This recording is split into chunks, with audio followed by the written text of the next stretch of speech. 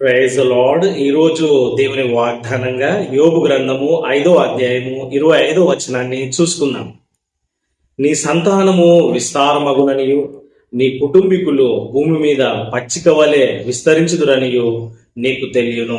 దేవునికి స్తోత్రం, మహిమ కలుగును గాక. చాలా అద్భుతమైన వాగ్దానాన్ని ఈరోజు చూస్తా ఉన్నామండి. మరి వచనాలను తేమానీయుడైన ఎలిఫజు మాట్లాడుతా ఉన్నాడు. నీ సంతానము విస్తరిస్తుంది. హల్లెలూయా. దేవుని యందు భయభక్తులు గల వారికి దేవుడిచ్చే ఒక ఆశీర్వాదము, వారికి సంతానాభివృద్ధి కలుగుతుంది కదండి. వారి తరతరములను వాళ్ళు చూస్తారు. ఆమేన్. యోబు తన తర్వాత 4 తరాలను చూసి బహువృద్ధుడై మృతి పొందినట్లు బైబిల్ సెలవిస్తా ఉంది. ఆమేన్. యోబుకు 7 మంది కుమారులు 3 కుమార్తెలు కలిగి ఉన్నారని కూడా బైబిల్ సెలవిస్తుంది. హల్లెలూయా. మరి నీవు ఈ మాటలు వింటున్న నీలో దేవుని యందు భయభక్తులు ఉన్నాయా?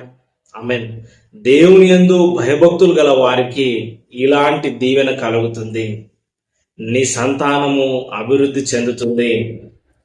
దేవుని వైపు చూచువారు, దేవునికి మొరపెట్టువారు, దేవుని యందు భయభక్తులు నిలిపిన వారికి ఈ యొక్క ఆశీర్వాదం కలుగుతుంది.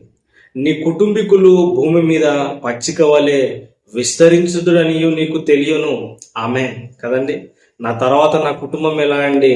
నీ కుటుంబము, నీ సంతానము, నీ పిల్లలు విస్తరిస్తారు. నీవు దేవుని యందు విశ్వాసం ఉంచడం ద్వారా, దేవుని యందు భయభక్తులు నిలపడం ద్వారా ఆయన నిన్ను దీవిస్తాడు, నీ కుటుంబాన్ని దీవిస్తాడు, నీ సంతానాన్ని కూడా అభివృద్ధి పొందిస్తాడు. హల్లెలూయా. దేవునికి స్తోత్రం, మహిమ కలుగును గాక. ఇక్కడ పైన వచనాలను కూడా మనం ధ్యానం చేసినట్లయితే 6 బాధల్లో నుంచి ఆయన నిన్ను రక్షిస్తాడు.